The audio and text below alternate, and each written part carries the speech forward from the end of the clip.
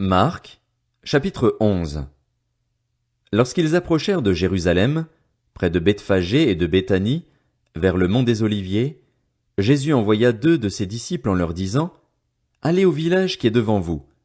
Dès que vous y serez entrés, vous trouverez un ânon attaché, sur lequel personne n'est encore monté. Détachez-le et amenez-le. Si quelqu'un vous demande, « Pourquoi faites-vous cela ?» Répondez, « Le Seigneur en a besoin, et à l'instant il le laissera venir ici. » Les disciples partirent. Ils trouvèrent l'ânon attaché dehors près d'une porte, dans la rue, et ils le détachèrent. Quelques-uns de ceux qui étaient là leur dirent, « Que faites-vous? Pourquoi détachez-vous cet ânon ?» Ils répondirent comme Jésus le leur avait dit, et on les laissa faire. Ils amenèrent l'ânon à Jésus, jetèrent leurs vêtements sur lui, et Jésus s'assit dessus. Beaucoup de gens étendirent leurs vêtements sur le chemin, et d'autres des branches qu'ils coupèrent dans les champs. Ceux qui précédaient et ceux qui suivaient Jésus criaient, « Hosanna! Béni soit celui qui vient au nom du Seigneur! Béni soit le règne qui vient au nom du Seigneur, le règne de David, notre Père! Hosanna dans les lieux très hauts! » Jésus entra à Jérusalem et se rendit au temple. Après avoir tout regardé autour de lui, comme il était déjà tard, il sortit pour aller à Béthanie avec les 12. Le lendemain, comme il quittait Béthanie, Jésus eut faim.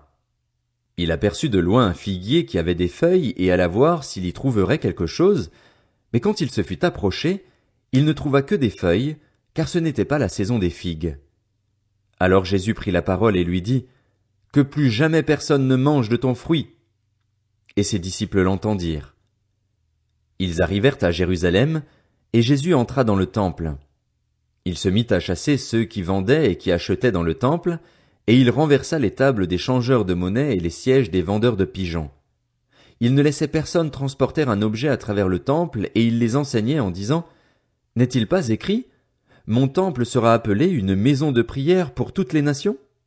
Mais vous, vous en avez fait une caverne de voleurs. » Les chefs des prêtres et les spécialistes de la loi l'entendirent, et ils cherchaient les moyens de le faire mourir. Ils le redoutaient en effet, parce que toute la foule était frappée par son enseignement. Le soir venu, Jésus sortit de la ville. Le lendemain matin, en passant, les disciples virent le figuier. Il était desséché jusqu'aux racines. Se rappelant ce qui s'était passé, Pierre dit à Jésus, « Maître, regarde, le figuier que tu as maudit est desséché. » Jésus leur dit alors, « Ayez foi en Dieu.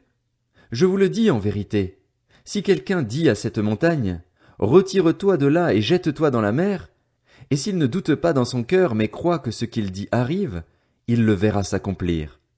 C'est pourquoi je vous le dis, tout ce que vous demanderez en priant, croyez que vous l'avez reçu et cela vous sera accordé.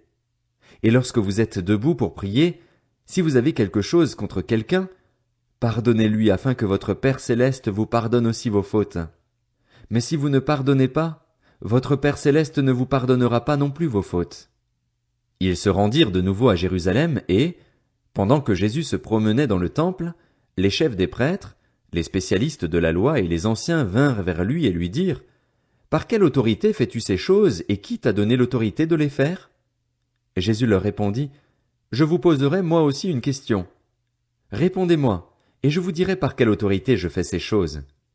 Le baptême de Jean venait-il du ciel ou des hommes?